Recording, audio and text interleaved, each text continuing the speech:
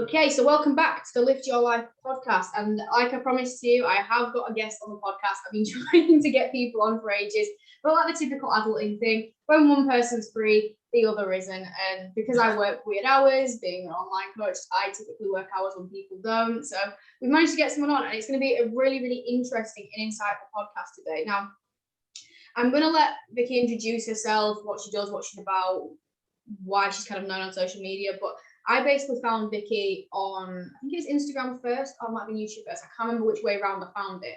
When I basically first started my HA recovery, my period recovery journey, because I was trying to find other people who were on the same journey as myself, who were having the same struggles, just because I was surrounding myself with bodybuilding. And I found it very, very challenging to watch everyone living the lifestyle that I once had and had to let go of for the time being. And I came across Vicky, and her YouTube and her posts were absolutely sensational. I felt like I could actually connect with someone understood what I was going through. And more recently, Vicky has actually been on is it a mini cut or just a diet phase? I don't know. I started calling it a mini cut, but then a couple of people said to me, but it's been like 8 weeks, so surely that's not a mini cut. So I was like, maybe not. Maybe it's a bit of a diet phase, but it was about 8 or 9 weeks of a diet, I guess. So, and I myself am in a dieting phase at the moment, and I found it quite difficult to talk about, because when I made the decision to do this dieting phase, I felt a bit of a hypocrite. I didn't really share much of that. You'll have noticed on the podcast, on Instagram, and on YouTube, I've not really talked about that, but Vicky has, and it's been great. And I think there is a bit of fear for people who have gone through or are going through HA recovery to basically talk about dieting, because it's kind of going against what they say they're doing. It's kind of like a Slimming World rep saying that she's bulking, you feel exactly. It is like that, isn't it? You just feel like you're going against everything you've spoken about so far. But exactly. So what we're going to do today, basically, I'm going to let Vicky introduce herself. She can introduce and talk about her HA recovery if you've not seen any of her content, which I do recommend you go follow her after this, but you can give all of that details at the end. We always do. And then we'll talk a little bit about dieting after you've gone through / are going through HA recovery. But first and foremost, thank you for your time, Vicky. And if you don't mind just introducing yourself, a little bit about who you are, what you do. And I do always ask for a few fun facts about yourself that people know. I don't know, I always should say pre-warn people on that one, but I don't. We'll see what I can come up with. But yeah, no, thanks for having me on. So I guess my 9-to-5 day job is, I suppose, very different to the reason why I'm on here. I work for the NHS as a speech and language therapist. So that's me 9 to 5. And then outside of that, I'm just a bit of a geek when it comes to nutrition, fitness. Probably on Instagram initially, that began as just creating recipes. And then it's kind of spiraled from there in terms of sharing fitness content, sharing HA journey. And like I said, I've also got a bit of a YouTube channel where I put up things on there, and it's more of it's a hobby for me, I suppose, the fitness and nutrition side of things. And then I've got like kind of the day job on top of that. And in terms of, I guess, HA journey, do you want me to just dive straight into that? Yeah, let's just go straight into where it started, what happened, and how long it's been something going on in your life for. Yeah, so I suppose in terms of me really getting into fitness, that was about 5 years ago, and I started doing personal training sessions. And that's when I started to learn a lot more about calories, macros, bodybuilding, I suppose, style training. And that's kind of very much what my PT was focused on at the time. And that's when I really started to love fitness, love going to the gym. I was very much just, go to the gym, do a few classes, didn't really know what I was doing. And that was literally me as well. Yeah, I think everyone does seem to start that way, don't they? You kind of get into the gym, you want to be there, but you're not really sure what to do when you get there. And for me, the easiest thing to do was to go and do a couple of gym style body pump classes and things. Oh, mine worse. Mine was Zumba. I can't even get over the fact. I never did Zumba. I knew I wasn't coordinated enough for Zumba. I started with Zumba, and it's really funny because the Zumba instructor who I went to class with is still there now, and I actually work at that gym. It's just weird. Oh, really? I can't believe that 4 years ago I was one of them people in that class, and here I am. It is funny, isn't it? And he really showed me the ropes, I guess. He gave me a really structured program. I was probably having one-to-one sessions with him once or twice a week, actually, for quite a while. And he initially didn't speak that much about nutrition, but I started asking questions. At the time I was vegetarian, so I think I went on, like standard, I went on bodybuilding.com or something. It was one of those websites at the time that I think someone had mentioned and said, oh, go and have a look on this. And the more I started to look on that website, the more I realized things like the importance of protein and amount of calories I should be eating. But at the time, a personal trainer probably edged on the side of saying, oh, I would guide you to eating probably, I don't know, at the time, I think it was about 1,800 calories or something. Probably that was quite low for the exercise that I was doing. So this kind of continued for a few years. Throughout this time, I was on the contraceptive pill. So obviously I was getting a fake period, but I had no idea what my hormones and things were like. I should probably say at the time, I was a very kind of normal weight. So I wasn't overweight, I wasn't underweight, just quite a normal weight. And I gradually just got leaner and leaner over quite a long period of time. So I didn't have any drastic weight loss. I did build quite a bit of muscle, but I probably wasn't eating enough to make any significant difference. I just very much leaned out. So you could see visible muscle, but it was, I mainly just dropped fat. And this, it probably went on for about 2 or 3 years or so. And I stopped personal training sessions and just continued myself. I think I started I've always done sort of your classic 5 or 6 sessions a week in the gym. And then at the time I was also doing calisthenics on top of that, and then was doing some cardio, not a lot, but I was doing some kind of cardio weight circuits and things like that. So I was doing quite a lot in the gym, and probably at the time, just wasn't really eating enough. And I knew that, and I was getting, then it was like lockdown hit. And I think for some reason, it was one of those strange things. I've spoken to a few people actually, like lockdown seemed to propel everyone into doing lots of HIIT, and I was almost doing more exercise than I ever had done at home. Yeah. And that's when I really was at my lowest weight and realized actually I probably wasn't in the best place in terms of hormones and just how lean I was. I think I'd watched a YouTube video where someone touched on HA, and before that I didn't know what HA was, and I actually don't ever remember knowing that much about in terms of being on the pill and the impact, and the fact that the impact that has on your natural hormones. And I was aware that the period that you have isn't a natural period, but I hadn't really thought much past that in terms of coming off the pill and the implications of that. And I guess at the time when I saw this YouTuber do a video on HA, a lot of the symptoms that were discussed, I was thinking, I think I probably got quite a few of these. Yeah. And I then decided to kind of, I guess, delve a little bit more into HA, learn a bit more about it. And I came off the pill at the same time. And it kind of just went from there, really. And I suppose over the course of that 5 years, I'd kind of gone on different journeys with nutrition. So I'd gone through a phase where I did try a bit of a bulk. So I was never really restricted with calories. I never had like an eating disorder, or I did, like I say, I did try and go on a bit of a bulk at one point and gain some weight. But then I did that with tracking. And then I think it was just, I happened to be, when my boyfriend, I think, moved into my flat, I decided I just didn't want to track anymore. Yeah. And it was almost once I stopped tracking, which would have been a couple of years ago, that I just lost sight of what I was eating. And every now and again I would track, and I was still probably eating 2,000 calories. So I was like, oh yeah, I'm eating 2,000 calories. That's loads. That's more than most people eat. And I always felt like I was eating more than a lot of people were eating around me. Yeah. So that almost in my head not justified how lean I was, but it kind of made me think, oh, actually, it's fine. I haven't got an issue. I'm just naturally lean, but I eat loads and that's fine. But obviously it just wasn't enough at that time. And then I came off the pill, and obviously my period didn't come back straight away. And I knew it wouldn't. I just knew I had all the signs, and I waited for about 8 months. Yeah.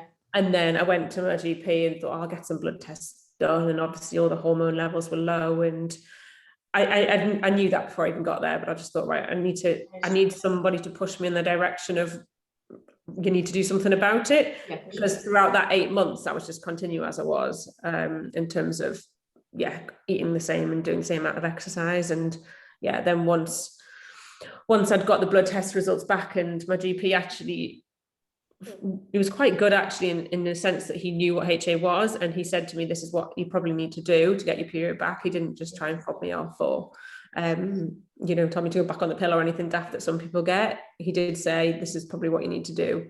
And then I just spoke to my boyfriend about it and just decided literally pretty much that day, right, I'm gonna make some big changes and not necessarily go all in. I went straight away. I went probably in 2,500 to 3,000, if not more, some days. So food wise, I definitely did just go right for it. I didn't want to do any of this, just gradually increase calories. I just thought I need to get my period back, and I need to get it back quick. And so I went straight into eating quite a large amount of calories, but I did keep exercising. I reduced it significantly to probably about 3 days a week, 4 max. But probably like similar to yourself, it was such a big part of what I love. Like I couldn't imagine not going to the gym or doing any exercise at all. I was like, I think for me, I felt that was going to affect me more mentally than not going. So I was determined to try and keep it in, but just be sensible about what I did in the gym and how I went about programming what I was doing and rest and recovery and everything else outside of that. And I did say to myself, look, I think I actually said, if I don't get my period back within 3 or 4 months, then I'll cut it out. But luckily I got it back within 3 months after that. And that's the thing as well, isn't it? Because I got told at one point to, you were quite fortunate with your GPs. Mine was shocking. I got blood tests. My blood tests, they actually reported it as normal, no action. It wasn't until I actually read them that I realised that they were shocking. I then had to get a gynecologist referral. I then had to get another gynecologist referral, and then so it was a very long process. I think a lot of people have that issue. I think I really did hit lucky that you did. Yeah, I literally said to him, and he read out all my levels on the phone. He was like, "Oh, these are your hormone levels," and he was like, I think he just happened to have had experience. He went, "Oh, I've known a few women who've had this issue, and this is what they've done." And he mentioned stuff like BMI. Obviously, they're a little bit more focused on health markers. And he's like, if you get yourself to this BMI, you're probably likely to get a period back. So actually, although I know, particularly when you've got muscle and things like that, they actually sometimes BMI doesn't mean a lot. It gave me something to aim for. Yeah, of course. Because actually I thought, right, I'm going to aim for that BMI. How much weight do I need to put on to get to that BMI, which for me was, I think, at least 10 pounds.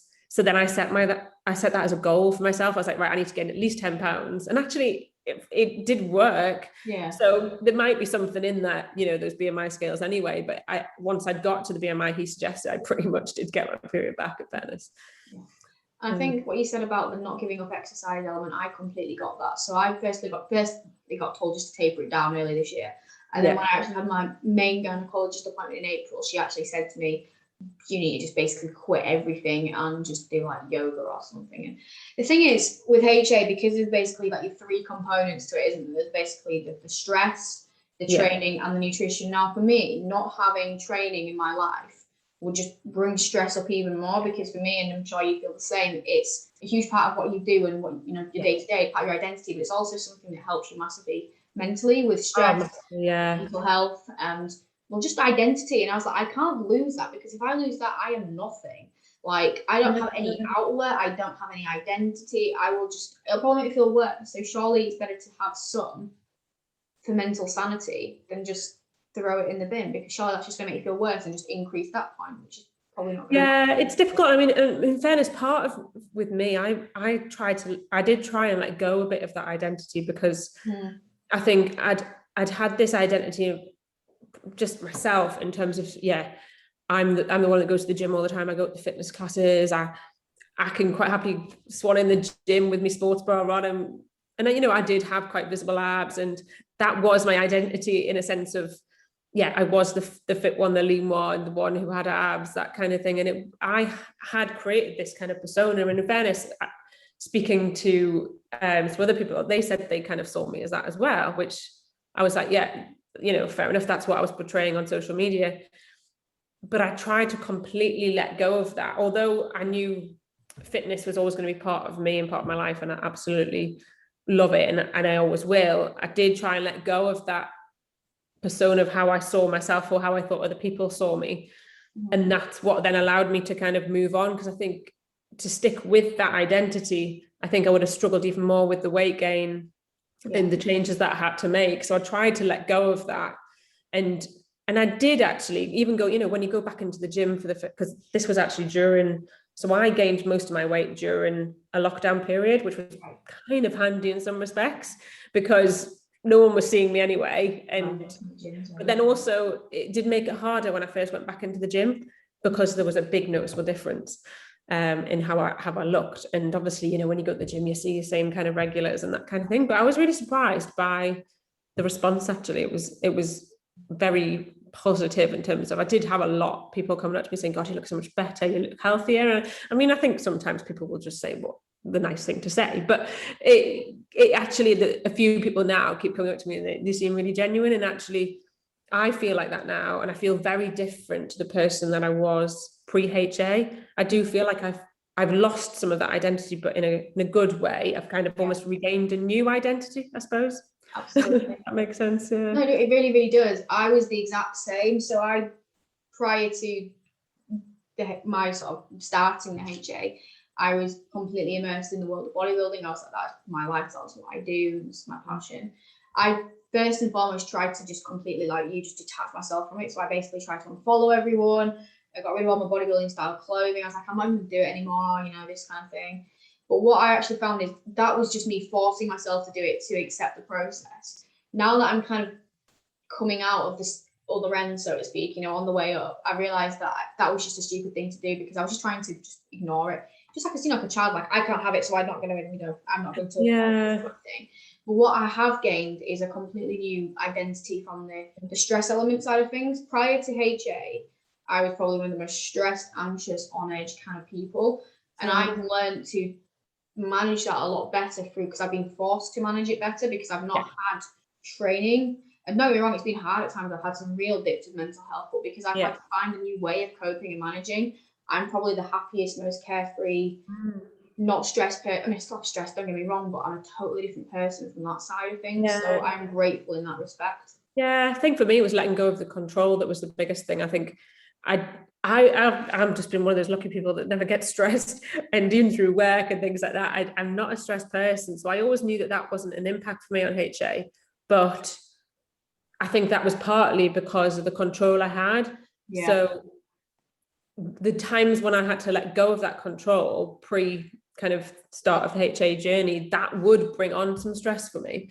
The times when you go to somebody's house and you don't know what you're going to be eating, or going on holiday and you can't always, interpret what's on the menu and you've just got to choose something. And it was more for nutrition, I guess, for me. Although, like I say, I never had an eating disorder. I wasn't overly restrictive. I was very controlling with what I ate. And a lot of it was very, clean, healthy foods. And I think letting go of the control for that through allowing myself to eat whatever I wanted to eat during HA recovery was such a big thing for me.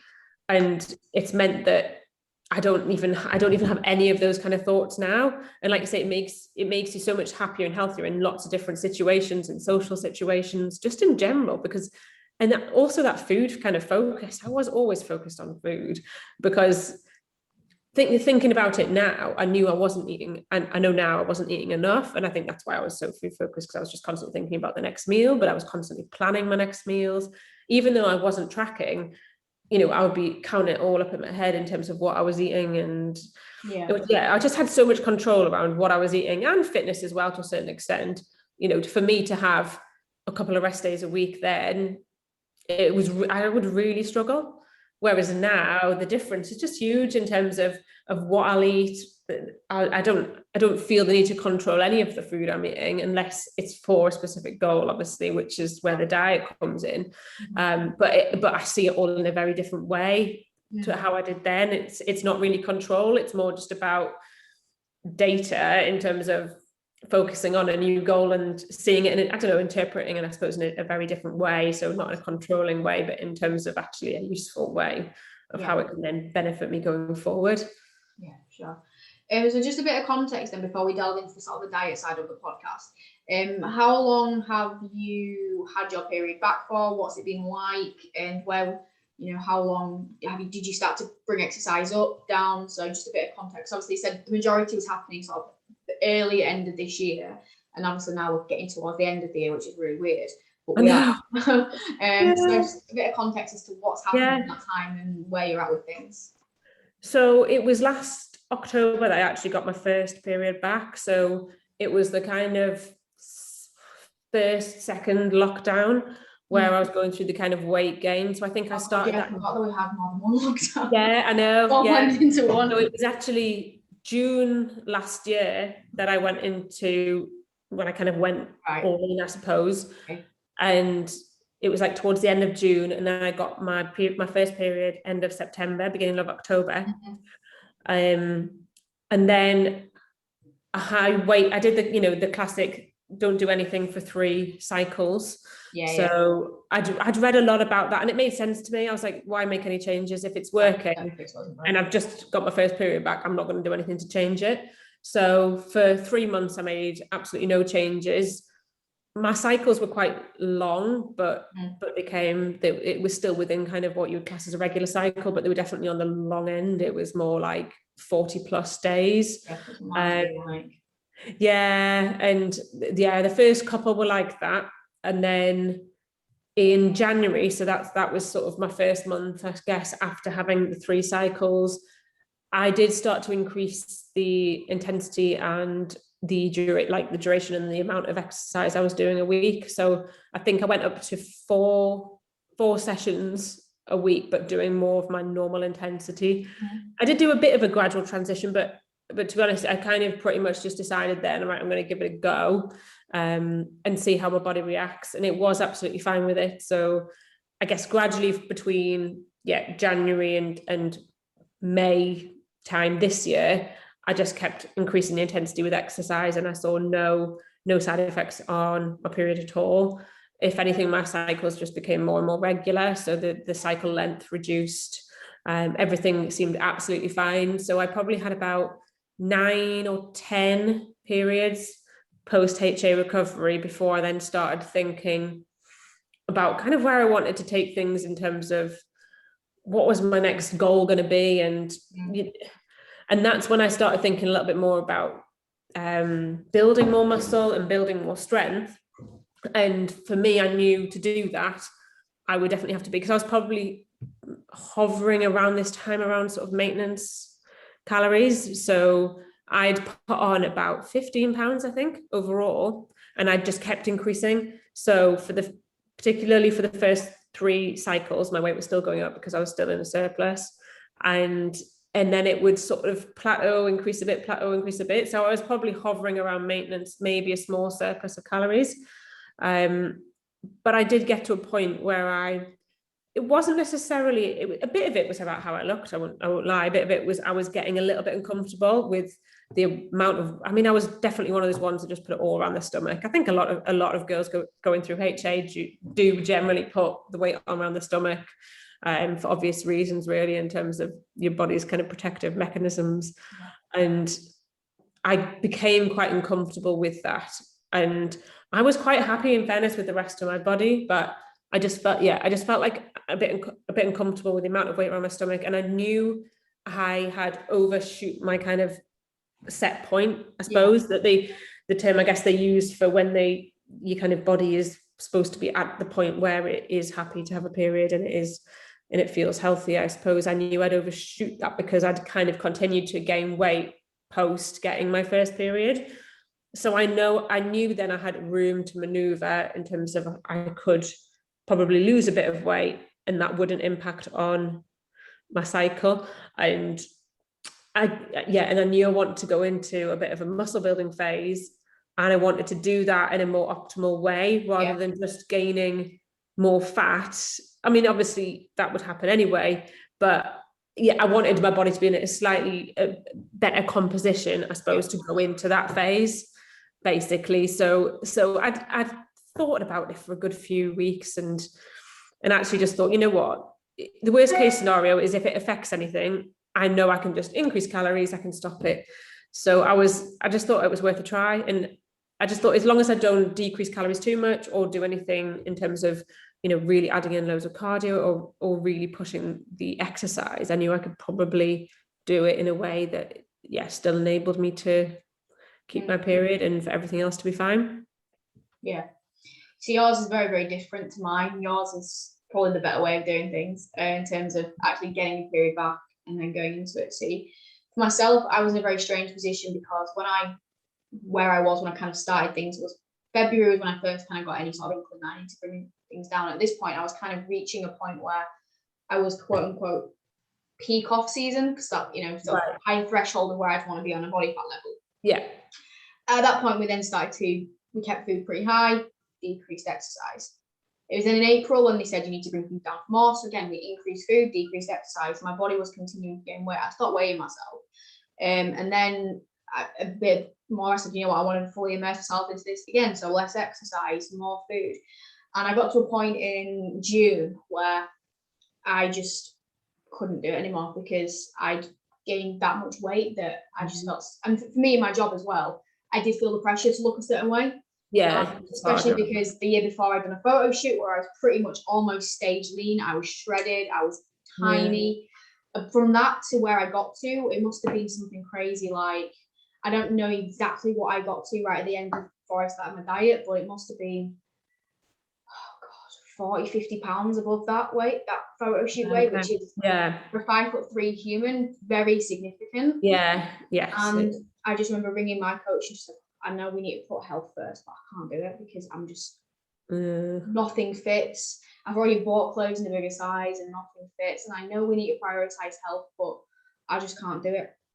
And it was really weird. So he said, right, we'll go into a really, really small deficit, then just a bit more control, bring down a little bit of inflammation and body fat, get feeling a little bit better.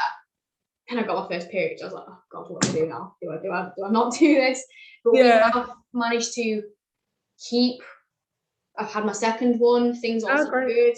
And we are just strategically doing it. So we're just keeping an eye on everything. We're not doing anything intense. She's doing a lot of sort of not refeeds, but mini sort of like this week we brought down a lot of stress. So just being very, very smart about it. But like you and sort of going to talk about now, I did feel weird talking about it because we've documented that side, and I think you've almost felt this pressure that people were seeing you in a certain way because you probably got messages and I did, like, you know, I'm following your journey, it's very inspiring, you've helped me with this, you've helped, you know, it's I'm so proud of you for doing this, that, and the other. For you then to kind of almost contradict yourself by, you know, going from being relaxed with food and I'm accepting of the weight gain to being like, you know what, no, I want to tidy up, I want to improve my body composition. It felt a bit weird. So I just want to talk about your sort of experience with that in terms of documenting it and how you've actually felt in terms of, you know, just because of what you've been putting out on social media for so long. Yeah, exactly. And I had probably been talking about HA and recovery for just over a year. And I know when I first realized I had HA, I straight away went on Instagram stories and started talking about it. And I was amazed by the amount of messages I got. Crazy, isn't it? I did that to hold myself accountable because I knew if I basically told everyone, then I had to do it. There was no. That's literally what I did. Sorry, if I made it public, I've got to do this now. I think it does help, and actually, it definitely helped me. And I shared a lot on Instagram throughout that whole time. I documented a lot on my stories, a lot on posts in terms of, you know, everyone saw really the journey of me going through that process and then get my period back and then maintaining that and discussing weight gain and the impact of that and the positives. And I was very aware of how positive I was about the HA journey, because for me, you know, I got my period back at the end of it, and that was exactly what I wanted, and I knew I needed to do that. And I wanted to share that with other people because a lot of girls go through the same thing and they don't necessarily know what it is, or they don't feel like they've got the support, or they're just not sure how to tackle it, or, you know, they have never even heard of it. And they're similarly to me who are on the pill and oblivious that are actually probably putting the body through things that they don't even realize because the pill's masking it. And I spent a long time sharing that I thought about it for quite a while in terms of do I share this this part of my journey? Do I talk about the fact that I'm going on a bit of a diet phase or not? And I did talk to quite a few people about it, and actually everyone had differing opinions, which didn't help. Some people were saying, oh, actually I think you probably shouldn't. Some people said, oh, you know, if you've been honest so far, continue that honesty. And I think that's what spurred me on. I thought, actually, if I'm thinking and feeling like this, then other girls will be as well. And like I said, I wanted other people to realize that a HA journey and weight gain wasn't forever, that you didn't have to gain weight and continue to gain weight, and you could never have a different kind of body goal again. And that's why I shared it, I suppose, so that, and then I knew, and I probably did lose followers for it. And there was, you know, I didn't in fairness get that many negative comments, the occasional thing, but nothing major. But for me, that wasn't important. I wasn't bothered.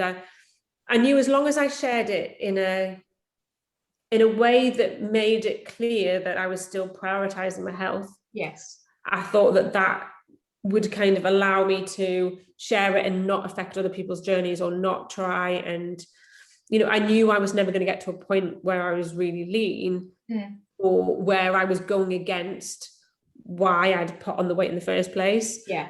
Because that was very clear to me. I knew I'd set myself a goal of not going below the weight that I was when I got my period back. And I tried to make those things clear to other people.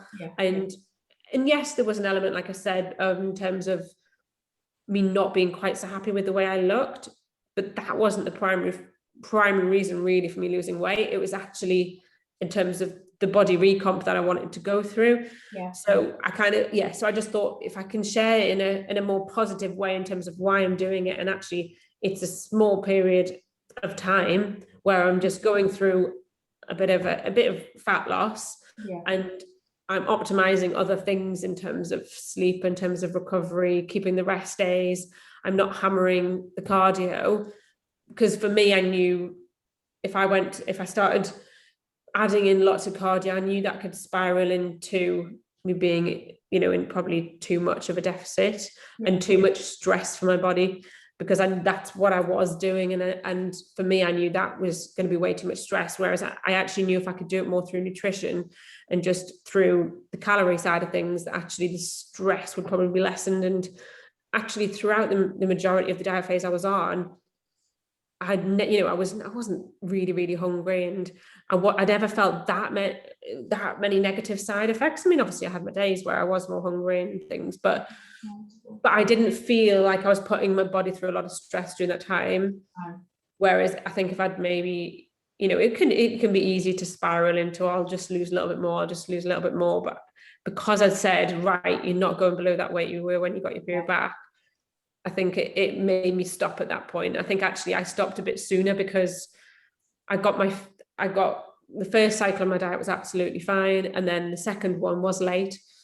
The cycle had increased, the length, it had gone back to more of my 40 plus days, and that was a bit of a warning sign for me to think, actually maybe if I go a bit further, I could tip this the other way. So that was when I decided, actually, right, I'm finished that diet phase and I'm ready for the next. And I felt like I'd lost enough weight. And like I say, most of the feedback and responses I got from Instagram, I guess in particular, I suppose, which is where I get the most, I guess, interaction, was positive. Most people were. I got a lot of comments of people saying, actually, I'm glad you've shared this part of your journey as well. And, oh, that's reassuring to know that I might be able to do that at some point in the future as well. And it was actually a lot more positive than I was expecting it to be. And I'm glad now that obviously I did share that, because otherwise I think it would have been, I haven't lost a visible, I mean, there is a visible amount of weight loss, but it's not been huge. It's only been sort of 3.5 kg or something. It's not been anything drastic. But I knew that people would probably notice that. And if I didn't share that, then I would feel like I was just lying to them and myself, I suppose. Yeah, of course. And that's why I had to come out right. Because like realistically, I've got quite a bit to get off in order to get into the realms of, because I basically, we're kind of thinking long term, and obviously it's all very health dependent and how this goes. But if everything continues the way it is, hopefully come out with this dieting phase sooner and then go into again a bit like yourself, building phase for my future goals at the stage. But I'm very, very grateful and very fortunate. I do work with a coach who is very much health focused. She is not someone who's going to push me to just, shred down.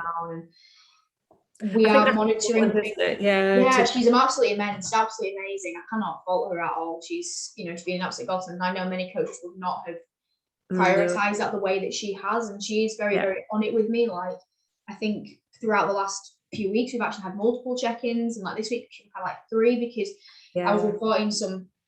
I mean, by no means is this extreme compared to what I've done. My calories aren't low. My cardio hasn't been high. What it has been, like, perspective last year, my calories were like low. I can imagine. 1300s. I was doing like 2 hours of cardio to get in that condition. It's nowhere near that, but I have had some sort of, not red flags, but the diet symptoms coming in, feeling a bit more fatigued. I've actually had plateaus in weight, which we've now discovered that my thyroid's been impacted from all of this, which is just like, brilliant.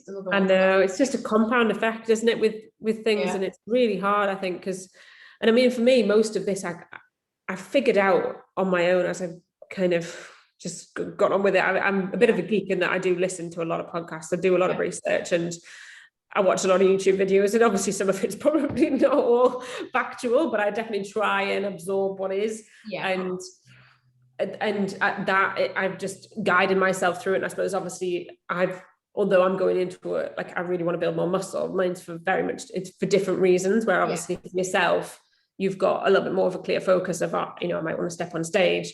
So, you've got to, I suppose for you, it's more important that you do it in a bit more of an optimal way than for me, with it just being more lifestyle based.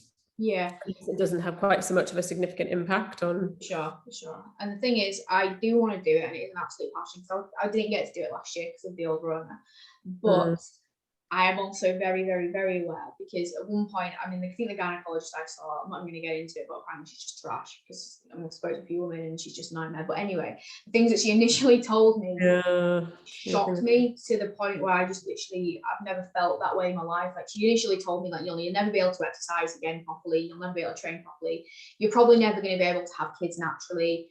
And I mean, I was on the brink of osteoporosis, like my bone density was shockingly low.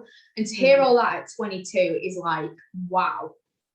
To go home and tell your mum that you can't have kids and you've got pretty much osteoporosis when she's in her 40s and she's not got these issues, it was horrible. And I don't ever want to put my health in a compromised position. I have not prioritized my health for many years of my life, mentally and physically. So that is always going to be the priority, and that's what we're talking about in a bit, about kind of the future and what we've learned from it. But I do want to do it. But my coach is amazing in that she said to me, whenever I kind of mention it to her, and she's just like, yeah, that is a future goal, but right now, I just want you to forget about it, because right now it's about the present. We're making sure that we're keeping your period going with this dieting phase. We're making sure that your health is on point. And the thing is as well, is that there's no point me even trying to attempt to go into a successful building phase until my health is on point. Because you need estrogen to build muscle. I was going to say, I found such a difference, actually.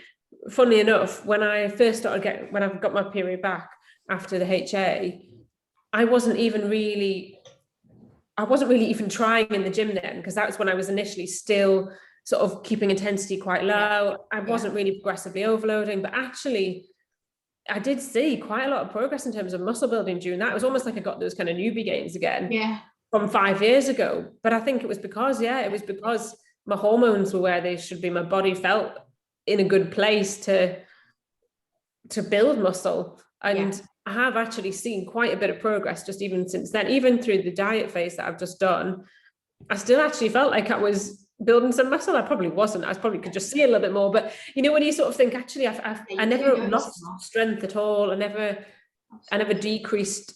I mean, it was a short phase. Obviously, it was only 9 weeks, so I never got to that point really where it was probably significant enough to impact on training and things. But I felt strong throughout. I felt like I just felt really good, and that's been the difference, I think, since getting my period back, is actually the changes that I feel in myself when I'm in the gym, the energy I've got, the recovery. I mean, I always used to struggle massively with recovery and DOMs. I mean, I would have permanent DOMs, and I never knew why, because I was like, well, I'm not, everyone else seems to get DOMs when they first sort of change the program up, or, they've just gone a little bit too hard. But I would be constantly struggling with that. And it was just obviously all linked to the, the hormones and the lack of estrogen and that kind of thing. And I wasn't fueling myself enough. I probably wasn't eating enough carbs to recover. There was probably lots of different factors that were going on, but now I feel like in the best position ever to try and build a bit more muscle, because I've got my body into kind of a good point where it feels quite happy and healthy, and the hormones, are all in check. And actually, it feels good now to think, actually, I wonder what progress I can make. Now everything is where it should be, rather than I'd spent probably 3 years or so, pre-HA trying to build muscle in a really suboptimal way. And I think you could tell that I probably didn't make that much progress in that time, because I just wasn't doing the right things. Whereas I feel now, actually, I'm quite excited for the next part of my journey to think, right, I can actually do, I can go in, I can build some muscle, I can build that strength, and I can do it in a way that, my body's in the best kind of position to do that really now. Literally saying, based upon the bone density that I got, they think that my hormones have been pretty much messed up since I was actually polynormal, because I lost my period first when I was 16. Knee disorder, then got thrown on HRT, then contraceptive. So it's just been a long journey. So I've not really known if it's ever been regular since then, when the issue started, if you know what I mean. But it's hard to know, yeah. Possible that it's been bad since then. I think my hormones have been messed up since then, which basically means that my entire lifting journey, career, whatever you want to call it, probably been suboptimal from a hormonal stance. Exactly. Which is why when I actually dieted down last year, I was actually very, very disappointed and under muscle to what we thought I had. A lot of it was actually body fat covering it, and it was actually a bit like, oh shit, that's not as good as I thought at all. Yeah, that wasn't where I explains it, because I do work really hard in the gym. I've always, push myself. If you watch my training videos on Instagram, people will know exactly what I'm talking about. I just train like an absolute nutcase. Yeah. But it wasn't reciprocated, and it's like, well, what am I doing wrong? I don't have the hormones behind me to do it. So now that I do, I'm like you. It's like, whoa, bring this on. It's it is. Right, definitely exactly the same, particularly for some point. I mean, maybe there was periods of time when I, maybe was in a better place, but never for long enough. And again, I don't know at what point I lost my period or my hormones dropped because of the pill masking it. And I was on the pill from being 16 and for a good 15 years, probably working at my age soon, but so a lot older than you are. But so I was on the pill for so long that it kind of really masked that. I mean, I probably didn't have HA for a really long period of time. I think I'd maybe had it for about a year, or my hormones weren't in a good place for about a year. But besides from that, I was never optimizing the training anyway. When you're on the pill, though, you just don't actually know. This is the thing, I don't have a clue when my issues actually started from being on the pill. I had a period of time in between coming off the HRT and the contraceptive, like a really short window where I wasn't on anything. It was really short, though. It must have been 5-6 months or something. And I did have periods at that point, but they were literally just, all over the place, which is actually why I went on a contraceptive, just to get that regularity in my life again. So I think they've been a mess hormonally on right for a long time, but again, I don't know when the HA side of crazy how complex it all is, isn't it? Like it's almost like your body really has to trust you to allow you to have a period. I mean, it really is so complex. And even just like I say, going through this diet phase, and I knew my second period of the diet was later, and I was like, I've tried to do everything possible here, but I knew I was still impacting in some way. I was still putting a certain amount of stress on my body, and I'd luckily got to a point where I was happy with where I was anyway, so it didn't matter. But it is just so complex. The smallest things can just have a knock-on impact. But I feel now that actually, I probably could have gone further and still got my period, but it would have just been that the cycle length increased. But obviously then that is a sign that your body's not quite happy. And it's just, I don't know, women are complex, aren't they? And we're crazy humans. And men don't have any of these issues to go through. I know, it's lucky gets, honestly. But I kind of want to finish on a question, which we kind of touched on then, which is kind of what this has taught you, because I don't know if I spoke about it on a podcast or a post or to someone, I can't remember, but they were sort of saying, do you regret, well, not regret it, but are you upset that this has happened? And on reflection, I'm not, because even though it's been very frustrating from a what it stopped me doing, but it's also taught me so much about myself and some of the issues that I had more so mentally, and has taught me to work through them. And I've learned a lot about the importance of female health. Like, I wasn't aware of any of this stuff. No. My understanding of periods and hormonal health was very what you get taught in school in sex ed, which is naff all. And from my perspective, I've learned so much, and it's actually been really, really relevant to a lot of what I can coach people and what I understand with the girls that I work with. But also, just I think it's opened up my eyes to how bad female hormones is understood from a medical perspective, like from sex ed in school all the way up until even like gynecologists. Like, the advice I've been given from my gynecologist and what she said to other women who I've spoken to under the same woman is absolutely terrible. How is this woman qualified? No, this is not good. And that's common, isn't it? I think that seems to be that most girls, or most women, seem to go through that, in terms of they're referred on to these people that just don't seem to have this understanding of amenorrhea, or exercise induced amenorrhea and things like that. There seems to be a little bit more in terms of your eating disorder side of things, and your anorexia and your more, I guess, extreme side of some conditions that people go through, but definitely less so for people like myself, who I guess didn't have an eating disorder.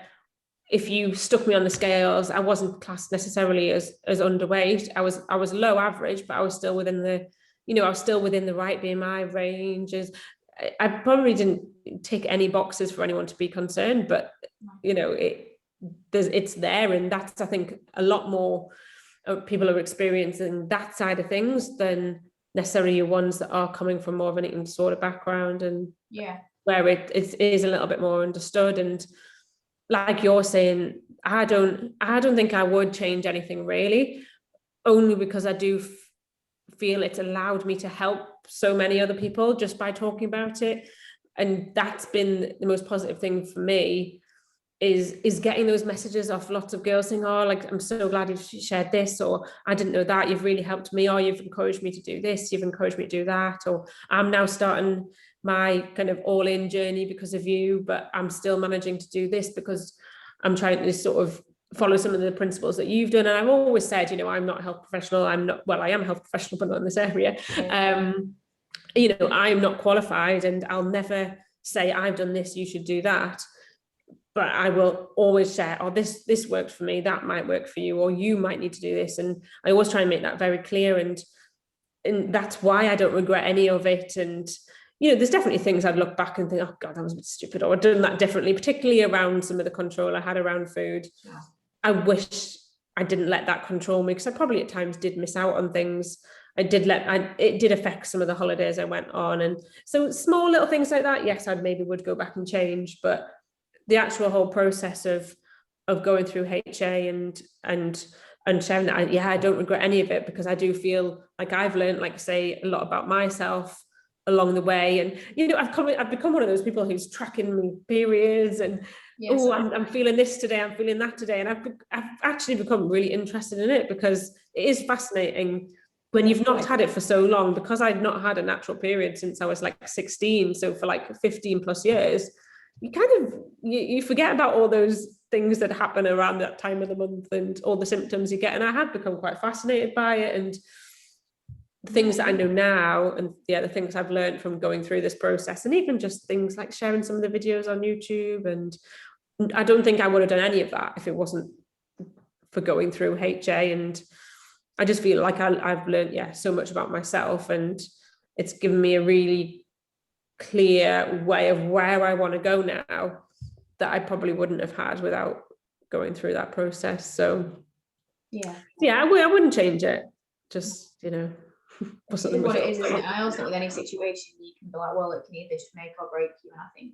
And I think the thing is, as long as if you learn from it and you can take something from it, and for me, I think that's what life's about sometimes, isn't it? You could go through life, but if you see everything as a big regret, and it can really spiral into a negative thought process on a lot of things. Whereas I think if you can look at something that's happened in your life and take the positives from it and think, oh, actually, this is what I learned from it, or this is what I get from it, or that's allowed me to do that. That's very much how I see it. I mean, I've probably grown my Instagram quite a bit from it, and that's allowed me to do lots of other things, work with certain brands. And so I think it's just taking some of the positives, but for me, the main positive was helping others. And that's why I'll continue to share. And although I feel like part of me is out of the kind of HA sort of period, in terms of, I feel like I'm at the point now, particularly as I'm going to be going back into a surplus of calories and things like that, that I'm pretty much out of being too worried by losing my period again.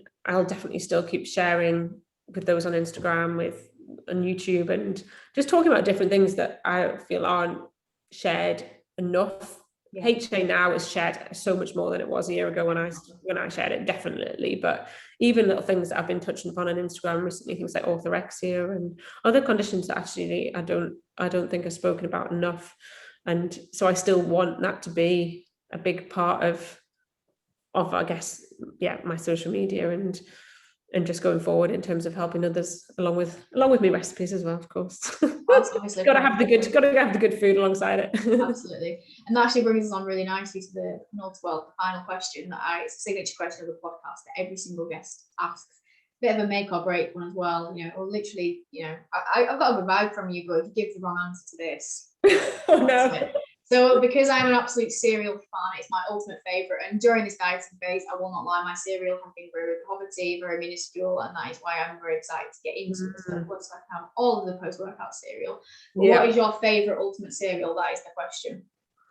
Oh, this is probably going to be really boring, but I absolutely love Cocoa Pops. That's acceptable. That is acceptable. Cocoa Pops, although recently I have discovered, I don't know if you've had them, the Weetabix filled with white chocolate minis. Weetabix filled with white. It's I'm sure it's the Weetabix brand. I'm sure it was Weetabix. Now, I guess they're probably a bit like what are the ones that you get? Is it Crave? Crave. Yeah. I think they're a bit like that, but they're based, I'm sure it was the Weetabix brand, but they were like, little mini pockets filled with white chocolate, and they're pretty good as well. But Cocoa Pops is what I'll always have in the cupboard. Yeah, I have a bit of Cocoa Pops in my pre-bed bowl at the moment because that can fit in my macros, but those Weetabix things do not sound like they would fit into my macros at all. Yeah. In fairness, when I went into my diet phase, I was like, I didn't actually change anything about what I was eating. It was just purely quantities, because I was like, I need my pre-bed yogurt, cereal, fruit, everything in a bowl, chocolate. And I was like, I'm still going to have those things. And definitely I still kept it throughout the diet phase. It was purely just about slight reduction in portions. Pre-bed bowl was life, isn't it? You can't go to I was like, I can't have tea and then that be it. Like, I need to sit there at 9 o'clock with my bowl of yogurt and Cocoa Pops. And I can't believe you do that as well. That is absolutely crazy. I didn't even realize you had the pre-bed bowl with yogurt and Cocoa Pops as well. So it's funny. I've probably done that for the past 4 or 5 years. Literally same as well. That is so weird. Have dinner, right? Yeah. Get me yogurt bowl on the go. Have me shower, get me yogurt bowl. It's like a little routine, isn't it? Isn't it? I feel weird. Like if I ever go on holiday and I don't have it, I go, can't sleep. Yes. I don't have it. I actually go to a supermarket hunting out yogurt, but it's never quite the same. That's insane. Brilliant. Well, thank you so much for your time. That's been an absolutely immense insight, and I think so many positive take homes. And I hope for anyone listening who's just interested in the journey, it's been interesting, but potentially anyone who's listening who is going through HA, gives them a bit of positivity, what you're doing is not forever. And also anyone who maybe is coming towards a latter end of it, feeling uncomfortable in your body or wanting to diet because you want to get into an optimal position to build some muscle, whatever it is, you know that you can do that after listening to this. But just to wrap it up, just let people know, if they do not follow you, where they can find you on socials. And I'll tag it in the show notes as well, so people can find you there too. Thank you. So it's basically Clean Lean Bakes on everything. And I have toyed about changing my handle because it probably doesn't really necessarily fit with me anymore, but it's been like that since the beginning. So Clean Lean Bakes on Instagram and YouTube, I suppose they're probably the main 2 places you'll find me. And I do have a recipe blog as well, actually, cleanleanbakes.com, which is where I share all my recipes, and that's largely breakfasty because I just love breakfast and snack-based foods, generally like high protein, gluten-free, that sort of thing. So maybe I'll give that a look at that earlier, and there's some pretty nice looking stuff on there. So don't check that, especially if you're not dieting right now. There's some absolutely Although it's amazing what you can do. True, very, very true. But I would say there's lots of, if you go on my Instagram page, there's lots of nice treats and things that you can make up. Thank you so much for your time, and thank you for everyone for listening, and I will join you on the next one. Thank you for having me.